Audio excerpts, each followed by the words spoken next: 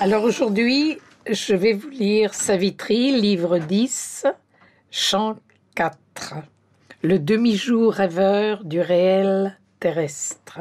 Alors je commence par décrire ce que Satprem, dans sa traduction en français, a écrit concernant la Kundalini. Parce que c'est quelque chose qui correspond à ce que je vais vous lire. Dans la tradition indienne, chaque centre de conscience est représenté par un lotus avec un nombre de pétales différents et des couleurs différentes.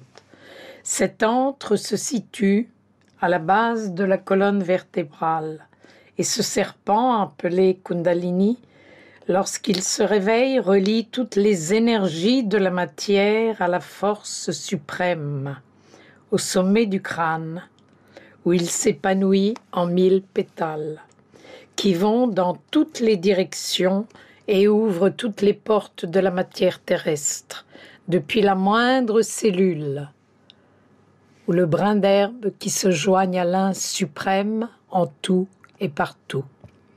Ce qui semblait être le sommet de l'expérience individuelle humaine allait être pour Savitri, c'est-à-dire pour Mère et Sri Aurobindo, le début de l'expérience terrestre pour la Terre, avec la mise à nu d'autres centres de conscience plus bas, dans les jambes, les genoux et surtout sous les pieds, des centres terrestres qui plongent dans le passé et l'avenir de la Terre et servent de conduit ou de tuyau à la présence active du suprême dans la gangue terrestre jamais fouillée.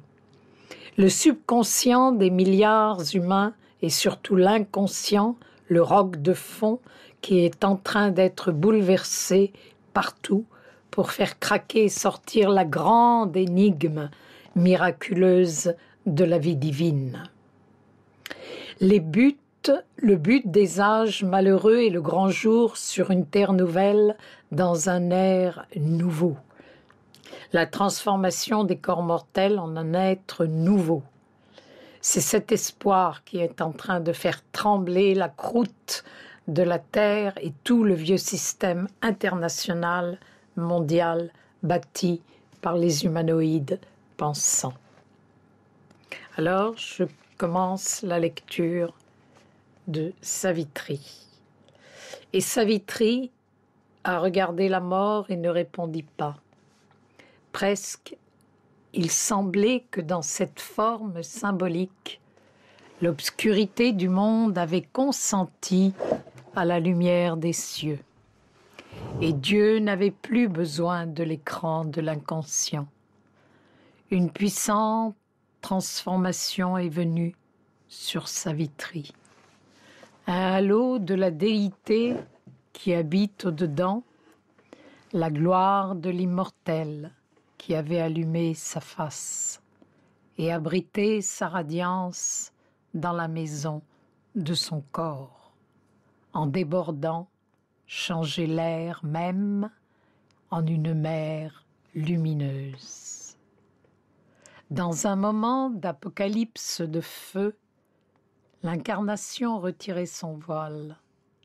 Une petite personne dans l'infinitude, pourtant debout, et qui semblait la maison même de l'Éternel, comme si le centre du monde était son âme même, et tout le vaste espace était seulement sa robe autour.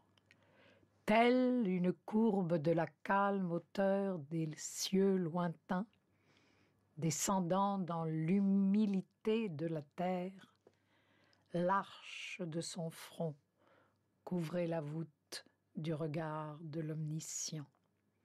Ses yeux étaient 2 étoiles qui observaient l'univers.